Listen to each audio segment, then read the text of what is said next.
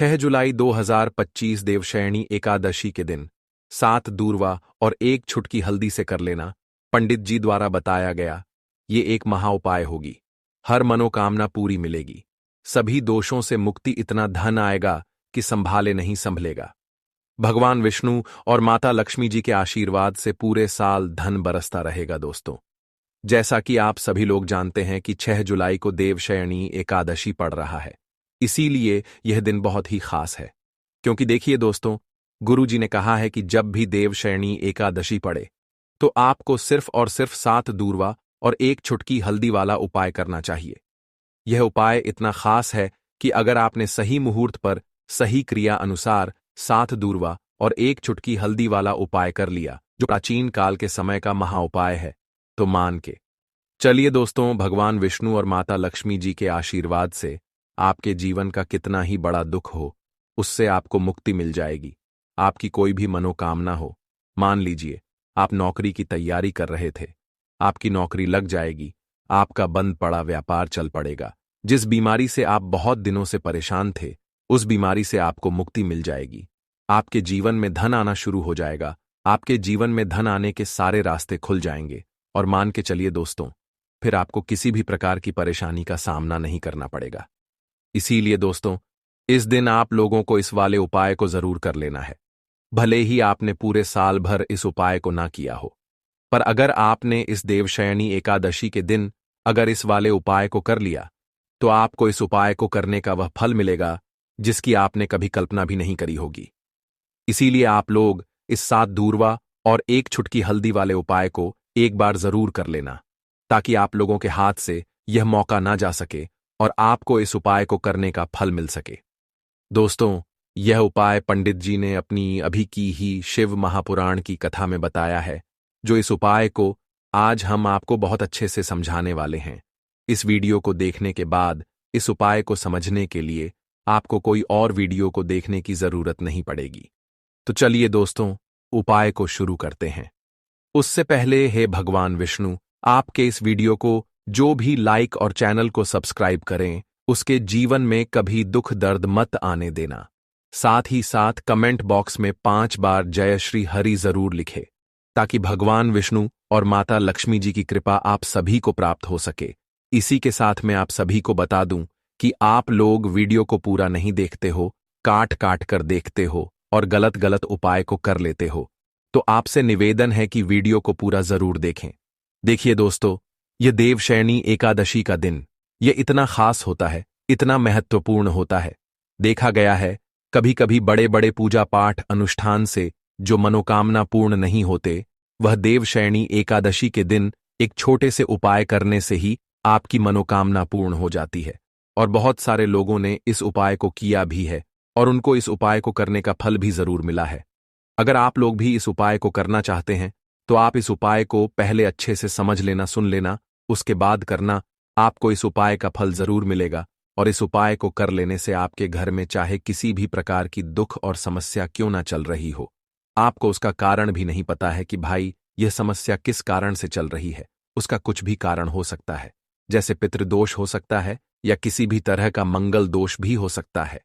तो इस दिन आप लोगों को यह वाला उपाय कर लेना है।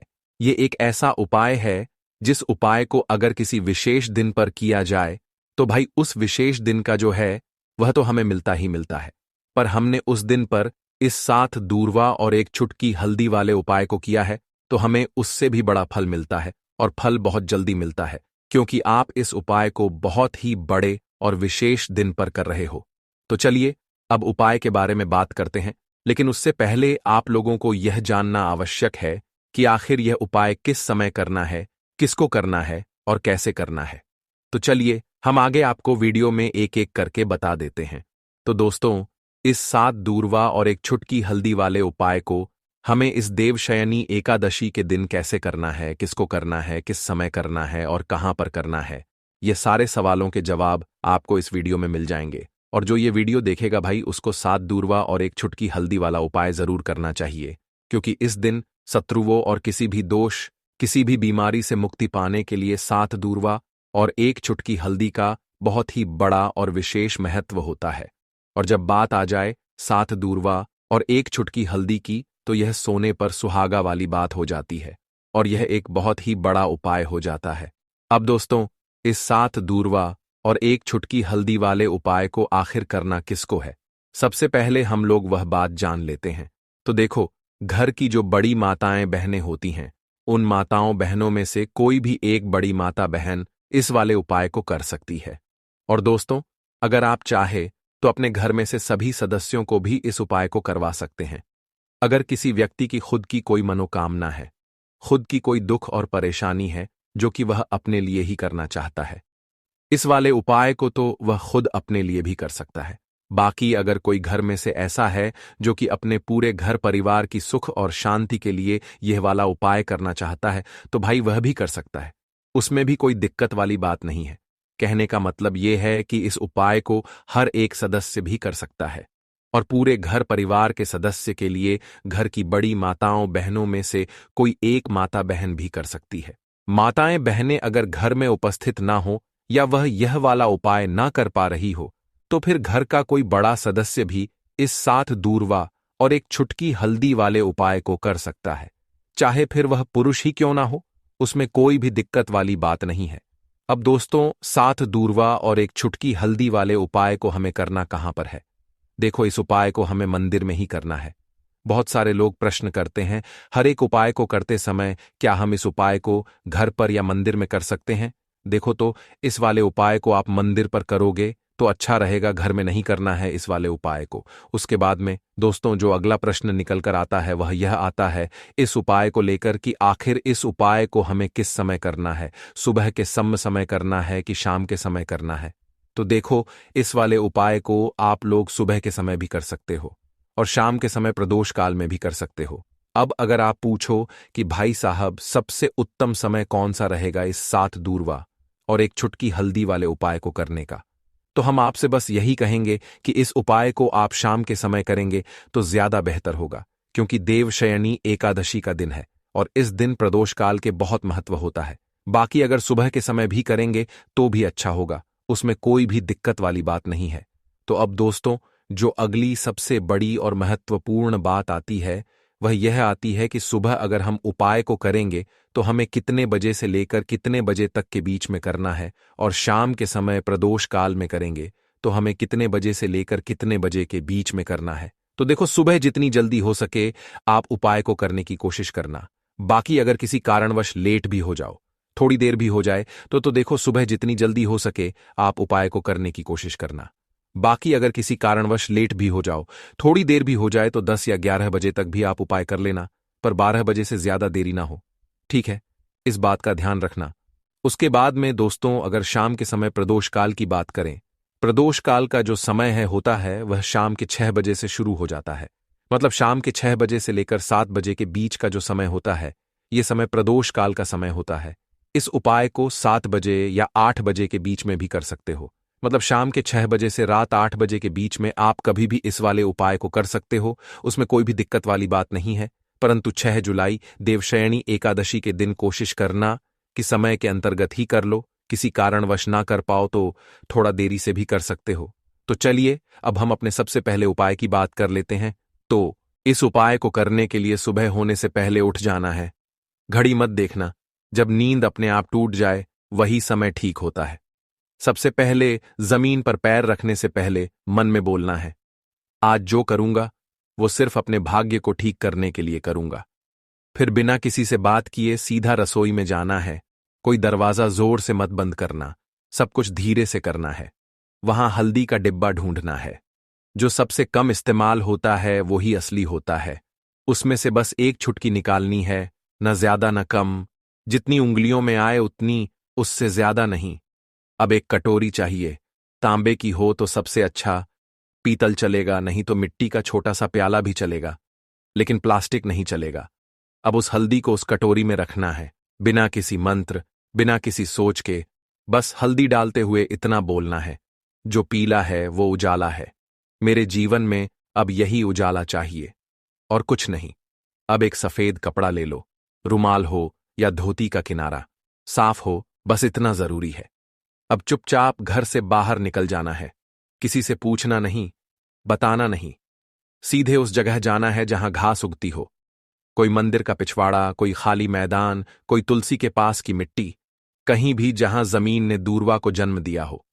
अब जमीन पर बैठना नहीं है, बस खड़े खड़े झुककर देखना है और धीरे धीरे दूरवा तोड़नी है। पूरी की पूरी नहीं, बस ऊपर की 3 पत्तियों वाली शाखा, एक नहीं, 2 नहीं, पूरे 21 तोड़नी है। लेकिन हर बार जब तोड़ो तब मन में एक बात बोलनी है, हे गणपति, मेरी अटकी हुई किस्मत को काट दो। हर बार यही, 21 बार। अब वो दूरवा रुमाल में लपेट लो और घर लौट आओ। अब जहां सबसे ज्यादा शांति हो वहां बैठो। मंदिर हो तो ठीक, नहीं तो दीवार का वो कोना जहां बचपन में बैठते थे वहां बैठ जाना है। अब कटोरी को अपने सामने रख देना है, दूरवा खोलनी है और एक एक करके सारी दूरवा उस हल्दी में डालनी है और हर बार मन में बोलना है, जो रुकावट है वो अब नहीं रहेगी। फिर उसी कटोरी को अपने दोनों हाथों से उठाना है, आंखें बंद करनी है और एक लंबी सांस लेकर उसे माथे से लगाना है। फिर बिना कुछ बोले, बिना कुछ मांगे, बस 5 मिनट तक मौन बैठना है। वो मौन ही सबसे बड़ी प्रार्थना है। अब उसी कटोरी में थोड़ा सा शुद्ध जल डालना है। अगर गंगा जल हो तो बहुत अच्छा, नहीं है तो भी चलेगा।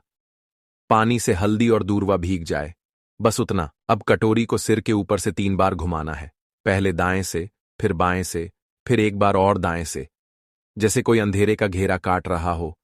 और फिर उस कटोरी को लेकर चुपचाप घर से बाहर जाना है, किसी पुराने पीपल के पेड़ के नीचे या किसी बहते पानी में, नदी में, वहां जाकर वो हल्दी और दूरवा बहा देनी है। लेकिन ध्यान रखना, पीछे मुड़कर नहीं देखना है। जैसे जो छोड़ आए वो अब दोबारा जिंदगी में लौटे नहीं। फिर लौट कर घर आना है, हाथ मुंह धोना है, लेकिन न कुछ खाना है न पीना है। कम से कम दोपहर तक कुछ नहीं, सिर्फ मौन रहना है और मन में एक बात टिकाए रखना है, अब जो होगा वो मेरे लिए सही होगा। यही उपाय है, यही टोटका है और यही भरोसा है। इसे किसी को बताना नहीं है, किसी से चर्चा नहीं करनी है।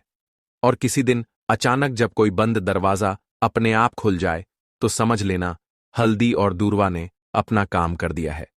अब जब उपाय पूरा हो गया, जब तुमने चुपचाप हल्दी उठाई, दूरवा तोड़ी, मंत्र नहीं बोला लेकिन प्रार्थना की, तो समझो कि अब काम उस स्तर पर शुरू हुआ है जहां शब्द नहीं पहुंचते, जहां इंसान की समझ रुक जाती है और जहां से किस्मत की चाल चलती है। मगर दिक्कत यह है कि आजकल इंसान इतना शोर सुनता है कि जब जीवन में कोई बदलाव चुपचाप आता है तो वो उसे पहचान ही नहीं पाता। इसलिए जरूरी है ये जानना कि उस उपाय ने असर करना शुरू किया है या नहीं, और अगर हां तो कैसे। सबसे पहला संकेत, मन की हल्कापन। कोई बड़ी बात नहीं होती, बस एक सुबह उठते हो और बिना वजह मन हल्का महसूस करता है। न कोई बड़ी खुशखबरी मिली होती है, न कोई पैसा वापस आया होता है, लेकिन भीतर से लगता है कि जैसे कुछ हट गया है। कोई बोझ, कोई डर, कोई घबराहट जो महीनों से थी आज नहीं है। यही पहला संकेत है कि उस हल्दी ने अपना रंग फैलाना शुरू कर दिया है और दूरवा ने जो बांधा था उसे काटना शुरू कर दिया है।